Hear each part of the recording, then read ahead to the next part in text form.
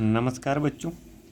आज हम लोग देखेंगे सेकेंडरी मंथली एग्जामिनेशन सितंबर 2023 का हिंदी का ऑब्जेक्टिव देखेंगे। देखिए, अभी कुछ दिन पहले आपका 8 से 10 दिन पहले इसका एग्ज़ाम हुआ था और इसमें 50 मार्क्स का ये एग्ज़ाम लिया गया था, जिसमें कि 30 ऑब्जेक्टिव था और उसमें आपको 25 का बनाना था। तो चलिए, आप लोगों का एग्ज़ाम में कितना सही गया है आप कमेंट में बताइएगा मिलान करके। चलिए शुरू करते हैं। नंबर 1 में हमारा है डो का उच्चारण स्थान है, तो डो का उच्चारण स्थान होता है तालु। ठीक है, अगला चलते हैं। निम्नलिखित में कौन अंतः अस्त व्यंजन है, तो अंतः अस्त व्यंजन आपका रो है। ठीक है, यो रो नो वो। आगे चलते हैं। निम्नलिखित में कौन ऊष्म व्यंजन है, तो ऊष्म व्यंजन आपका है तालव्य सौ, यानी ऑप्शन नंबर बी। ठीक है, चलिए अगला प्रश्न है आपका अधीश शब्द का संधि विच्छेद है।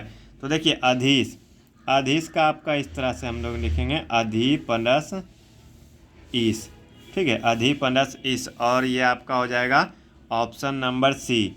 अगर आपका पूछे कि इसमें कौन सी संधि है, तो ये आपका दीर्घ संधि है। क्या दीर्घ संधि है। अगला चलते हैं।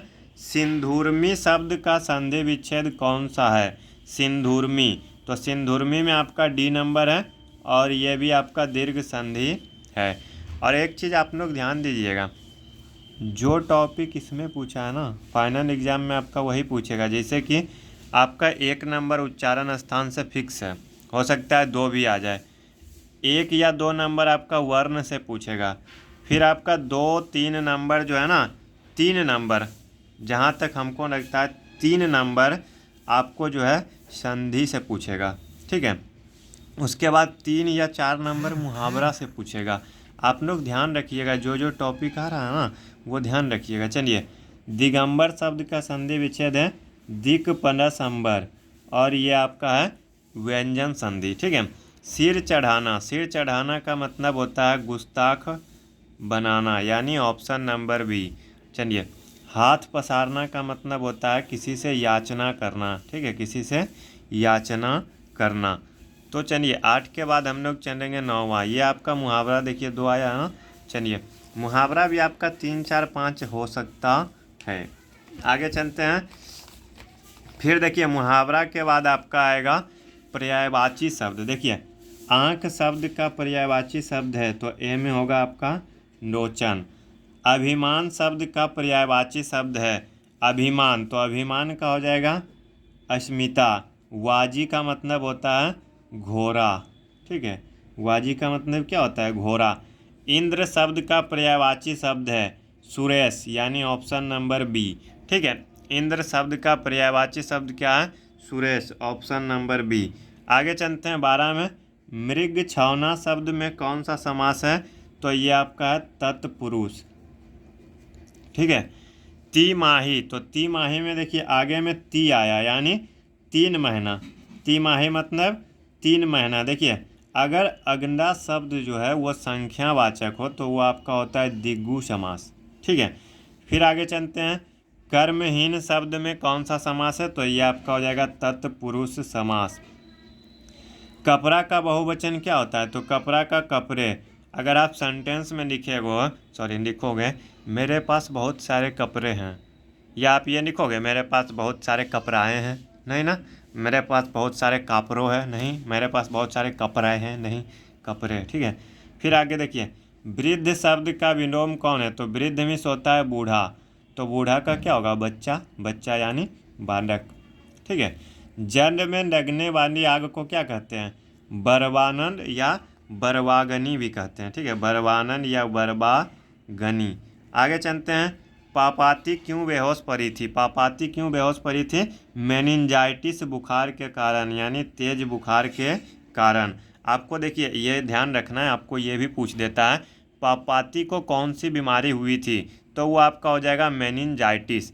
निम्नलिखित में कौन सी रचना सरहपाद की है, तो ये आपका हो जाएगा दोहा कोश। नजम्मा मंगम्मा की कौन थी? तो नजम्मा जो थी मंगम्मा के बेटे के पत्नी थी, यानी उसकी बहू थी, जिसको हम लोग अपना भाषा में बोलते हैं पतोहू। तो देखिए इस प्रकार से 20 हो गया, 10 हम आपको और नेक्स्ट पेज में हैं।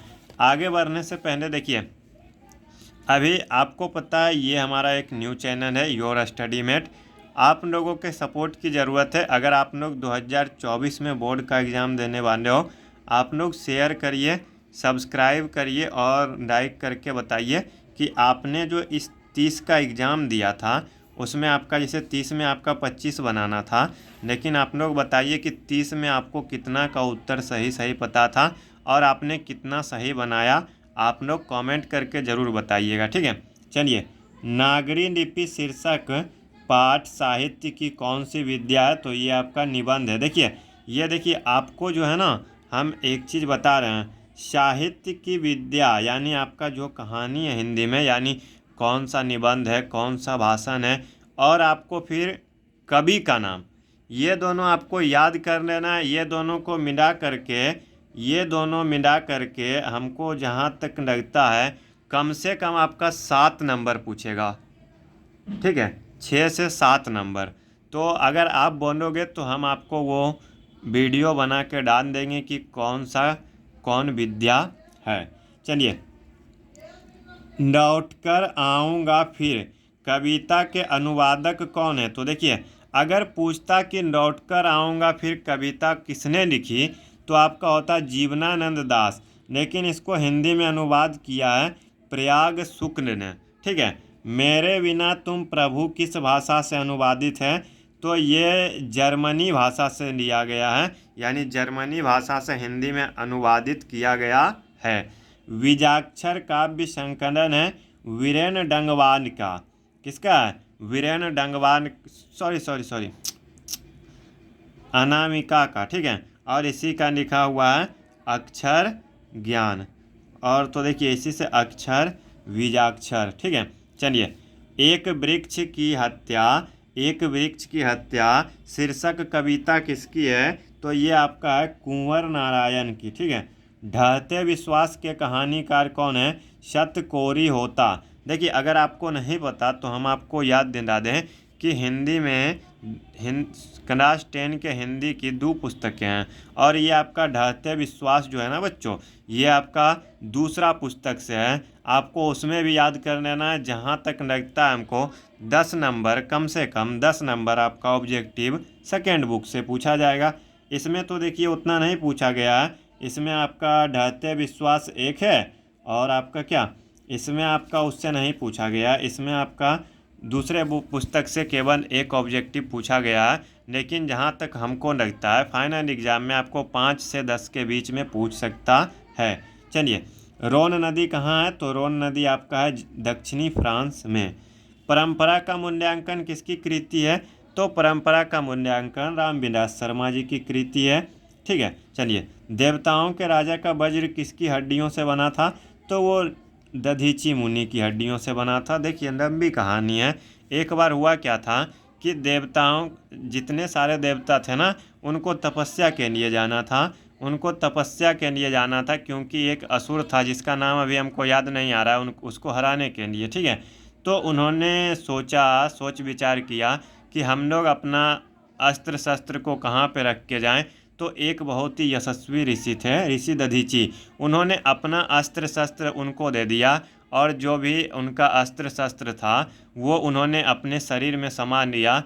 और जब वे वापस आए तो फिर यानी उन्हीं को उनका जो वज्र था, यानी उनका जो मतलब पीठ का जो क्या बोलते हैं, उनका जो पीठ का रीढ़ का हड्डी था, उसको यानी उन्होंने अपना प्राण को त्याग करके अपना हड्डी को दिया, और उसी से बना देवताओं के राजा का वज्र, यानी इंद्र भगवान का वज्र, ठीक है।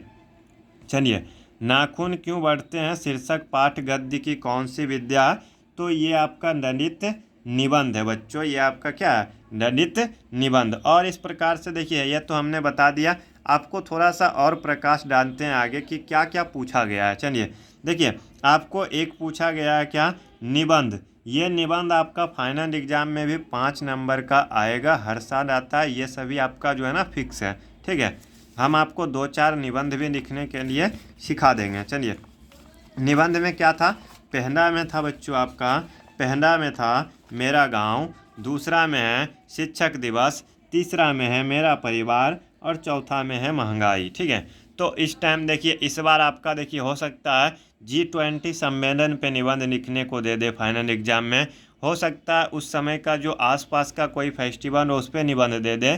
तो इस प्रकार से आपका निबंध आता है। और देखिए, इसमें तो सिर्फ निबंध ही दिया है, इसमें अभी आपका गद्यांश नहीं दिया है। आपका फाइनल एग्जाम में गद्यांश भी रहता है, ये आपका 50 नंबर का है। फिर आपका हो सकता है कि आपका आवेदन पत्र दे दे या पत्र लिखने को दे दे।